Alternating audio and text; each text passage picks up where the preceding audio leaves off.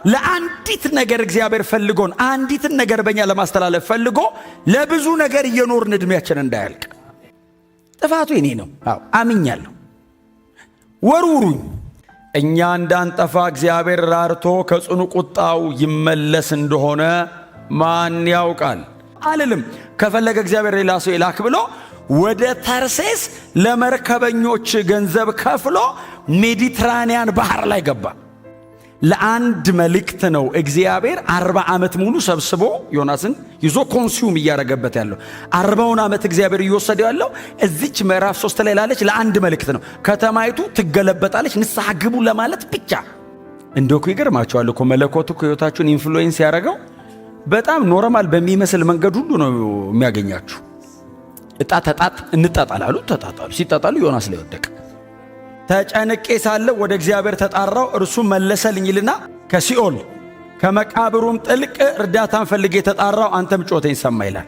ከእግዚአብሔር ፊት ኮበለለ የሚል ቃል አለ። ከእግዚአብሔር ፊት አይኮበለልም።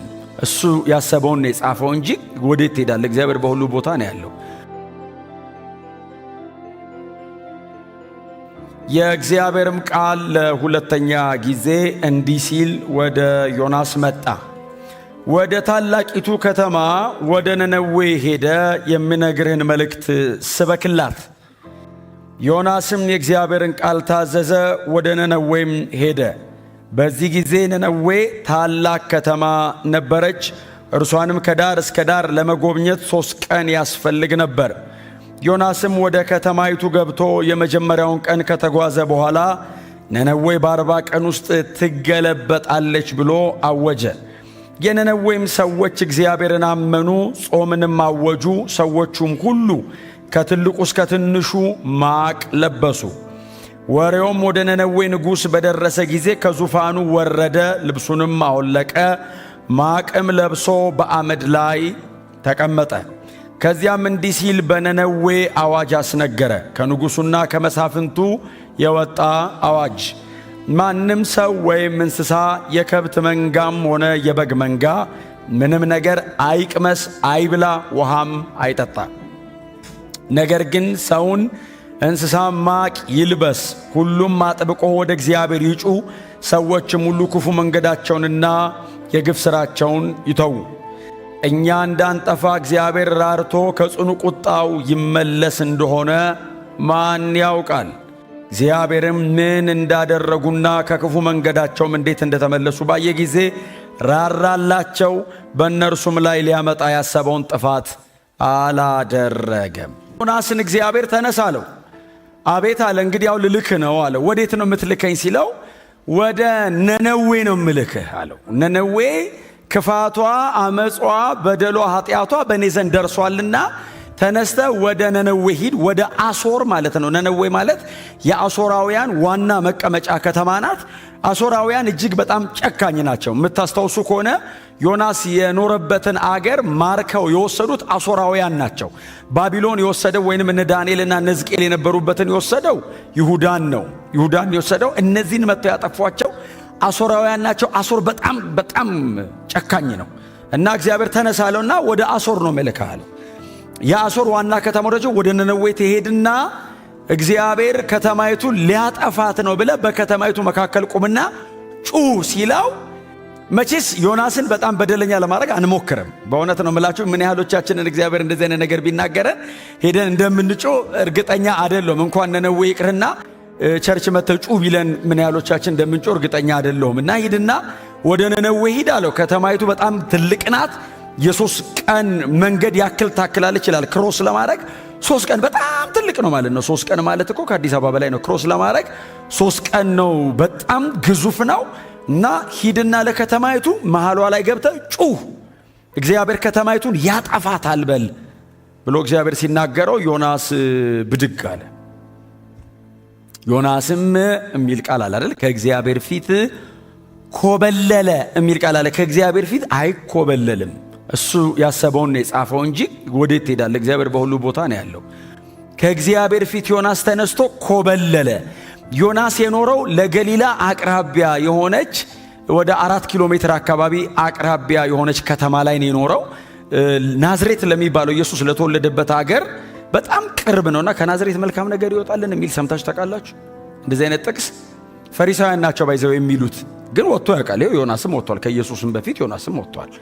ግን ፈሪሳውያን ነበሩ የሚሉት ከናዝሬት መልካም ነገር ይወጣል እንዴ? ከገሊላ ደህና ነገር አይገኝም ይላሉ። ዮናስ የዛ አካባቢ ነዋሪ ነውና ተነስና ሂድ ሲለው እግዚአብሔር እየላከ ያለው በሰሜን ምስራቅ በኩል 800 ኪሎ ሜትር ነው ሂድ የሚለው። ዮናስ ከሚነሳበት ከገሊላ እስከ ነነዌ 800 ኪሎ ሜትር ነው አቋርጠ ሂድ የሚለው። ዮናስ ብድግ አለና ይላል ወደ ተርሴስ አይደለም የሚለው። ተርሴስ ማለት ዘንድሮ ስፔን ማለት ነው። ባይዘው ወደ ስፔን በፍጹም አለ እኔ ተነስቼ ነነዌ ሄጄ እዛ ጨካኝ ነገስታትና እንደገና ሀገራችንን ለማጥፋት የሚታገሉት መሃል ገብቼ እግዚአብሔር ሊያጠፋችሁ ነው ንስሐ ግቡ አልልም። ከፈለገ እግዚአብሔር ሌላ ሰው ይላክ ብሎ ወደ ተርሴስ ለመርከበኞች ገንዘብ ከፍሎ ሜዲትራኒያን ባህር ላይ ገባ። ወደ ስፔን ለመሄድ ሜዲትራኒያን ባህር ላይ ተሳፈረ። ሜዲትራኒያን ባህር ደግሞ ጂኦግራፊካሊ በአቀማመጡ ራሱ ነውጠኛ ነው። እንኳን እግዚአብሔር ነውጥ ልኮበት በጣም ብዙ የኛ ሀገር እኮ በጣም ብዙ ሰው እኮ ወደ ተለያዩ ሀገራት ለማቋረጥ በመርከብ ተነስቶ ሲሄድ እኮ የሚያልቀው እኮ ሜዲትራኒያን ነው። የማይተረፍበት እኮ ባህር ነው። በዛ ባህር ላይ ዮናስ ገባ ይላል። ገንዘቡን ከፈለ ይልና በጣም የሚገርማችሁ መርከቡ ላይ ያለው ሰው በሙሉ ከላይ ቁጭ ብሎ ያወራል። ዮናስ ወደ ውስጥ ገብቶ ተኛ ይላል መጽሐፍ። እንደዚህ ይላል ዮናስም ጥልቅ እንቅልፍ ያዘው ይላል። በጣም እኮ ሰው ከባድ ነው። ከእግዚአብሔር ሸሽቶ በደንብ ይተኛል። ጥልቅ እንቅልፍ ያዘው ይላል። ዮናስ በተኛበት እግዚአብሔር ይላል አይደል? እግዚአብሔርም በባህሩ ላይ ማዕበልን ላከ የሚል ቃል አለ። አስነሳ ብቻ አይደለም ባይዘው ላከ ይላል። እግዚአብሔር እንግዲህ ከመዝገቡ ማለት ነው። ማዕበል የሚባል ላከ። ባህሩ ከአቅሙ በላይ ሲናወጥ መርከበኞቹ ናቹራል ነገር ነው አይደለም ያሉት። በምን ምክንያት ነው የመጣብን ያሉት። ይሄማ የተፈጥሮ አደጋ ነው አይደለም። ገብቷቸዋል። የሆነ ነገር አለ አሉና ማዕበሉ በጣም ሲበረታ ይዘው ወደ ስፔን ለንግድ የሚጓዙ ናቸው ማለት ነው። ይዘው የሚሄዱትን ዕቃዎቻቸውን በሙሉ ወደ ባህር መጣል ጀመሩ። ቀለል እንዲል እንዳንገለበጥ ብለው ይሄንንም ቢያደርጉ እነሱ መውደቅ ቀራቸው። ዕቃው በሙሉ ወረደ። ማዕበሉ አላቆመም። የመርከቡ መሪ ተነስቶ መጣ። ምዕራፍ 1 ነው። የመርከቡ መሪ ተነስቶ መጣና ዮናስ ተኝቷል፣ እነሱ ይሰቃያሉ። በጣም እኮ ነው የሚገርም። ተነስ እንጂ አለው። አቤት አለው። መርከቡ ወረ ሊሰባበር ነው፣ ልናልቅ ነው፣ አንተም ከኛ ጋር አብረ መሞት ነው አለው። ሰውየው አይሞትም። በርግጥ ተሰብሮ እንትን ውስጥ ቢገባ ማሳነባሪ አለ የሚያቆየው አለና ተነስ አለው። ከዛ ተነሳ ዮናስ። ለምንድን የቀሰቀስከኝ እንዳልሞት ነው ወይ ሲሉ አይደለም ዕጣ ልንጣጣል ነው አሉ። ምንድን ነው የምንጣጣለው? በማ ምክንያት እንደመጣብን ለማወቅ። እንደኮ ይገርማቸዋል እኮ መለኮቱ ሕይወታችሁን ኢንፍሉዌንስ ያደረገው በጣም ኖርማል በሚመስል መንገድ ሁሉ ነው የሚያገኛችሁ። ዕጣ እንጣጣላሉ። ተጣጣሉ። ሲጣጣሉ ዮናስ ላይ ወደቀ። እማያውቁት እሱ ነው እንግዳ። አንተ ላይ ወደቀ አሉት። አዎ ይሄ ሁሉ ነገር የመጣብን ባንተ ምክንያት ነው ሲሉት አዎ አለ። ይሄን ሁሉ ንብረት ካከሰረ በኋላ አዎ አለ። ማነህ? ስራ ምንድን ነው? ወዴትስ ነው የምትሄደው አሉት። እኔ ስሜ ዮናስ ይባላል አላቸው። እሺ ሰማይና ምድርን የፈጠረ እግዚአብሔርን አመልካለሁ አለ። ስራዬ እና ከእግዚአብሔር እየኮበለልኩ ነው አለ። ያንተ አምላክ ነው አንተን ፍለጋኛን የሚበጠብጠን። ከዛ ምን እናርግብህ አሉት። ምንድን ነው የምናረግብህ ሲሉት ወደ ባህር ጣሉኝ አላቸው። በጣም እኮ ነው የሚገርም። ጥፋቱ የኔ ነው። አዎ አምኛለሁ። ወርውሩኝ ሲላቸው መጽሐፍ ሲናገር እግዚአብሔር አሳ ነባሪ አዘጋጅቶ ነበር። እኔ አንዳንድ የመጽሐፍ ቅዱስ ጥቅስ መቼስ በቁሙ ነው የማምነው። መጽሐፍ ቅዱስን ሊትራል ነው የማምነው። በቁሙ ማለት እንደ ተጻፈ ነው ማምነው። አሳ ነባሪ ነበር የሚል አይደለም አይደል? የሚለው አዘጋጀ ይላል። እንግዲህ አይ ቲንክ ዌልስ ይመስለኛል። እንትን ላይሆን ይችላል፣ ሻርክ አይነት ላይሆን ይችላል። ሻርክ እንትኑ ጥርሱም እንትን አይልም፣ አያሳልፍም። ዌልስ ግን በጣም ግዙፍ ነው አይደል? አሁን አይ ቲንክ በምድር ላይ በህይወት ያለ ግዙፍ እሱ ይመስለኛል። እጅግ ግዙፍ ነው። አዘጋጀው።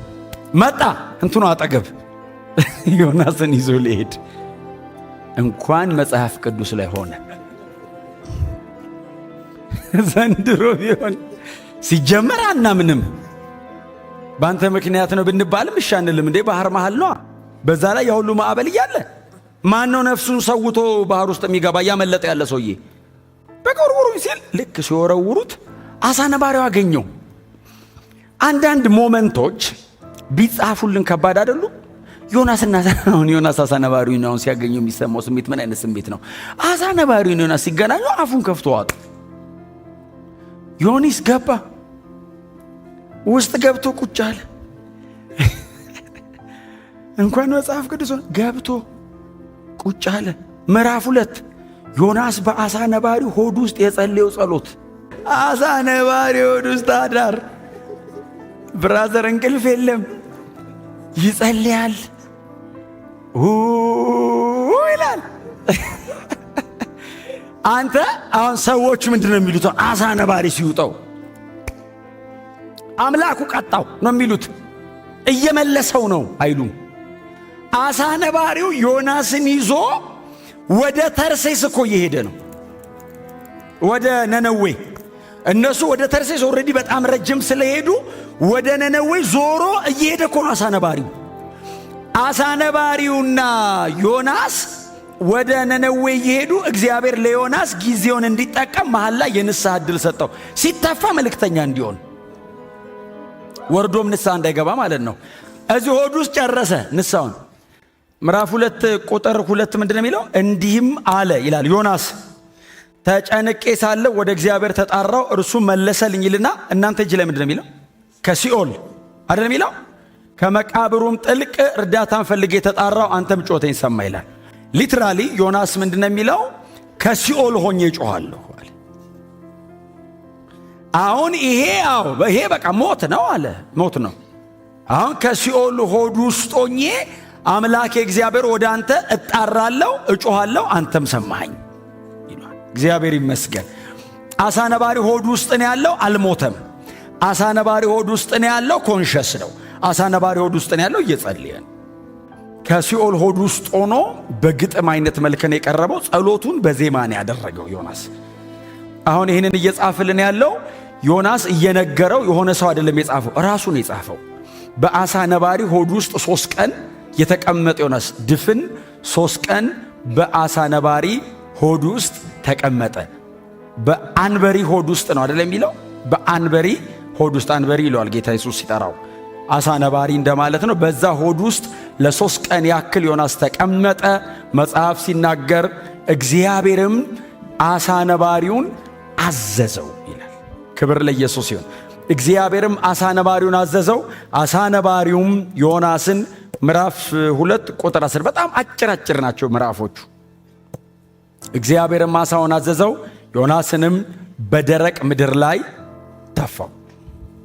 ልክ ዮናስን ሲተፋው የእግዚአብሔር ቃል ለሁለተኛ ጊዜ ወደ ዮናስ እንዲህ ሲል መጣ። ክብር ለኢየሱስ ይሁን። ወደ ነነዌ ሂድ አለ። የመጀመሪያው አልሄድም ማለቱ አሳ ነባሪ ሆድ ውስጥ አስገብቶታል።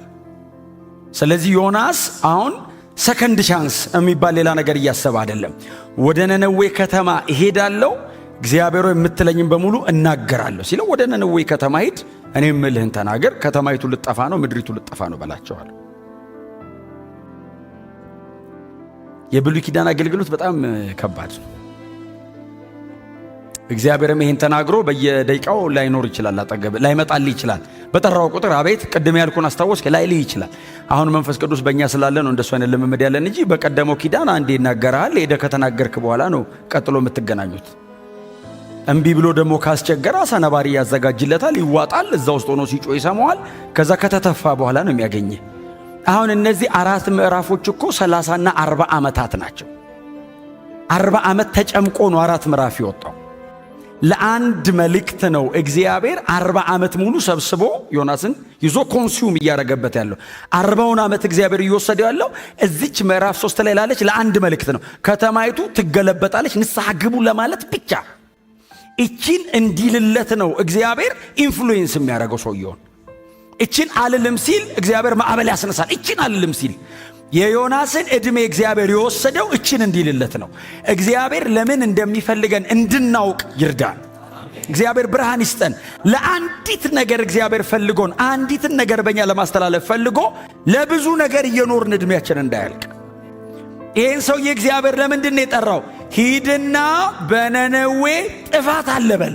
ከዚህ ውጪ የዮናስን አገልግሎት በዚህ መጽሐፍ ላይ አታገኙም። እቺ ናት የተፈለገበት።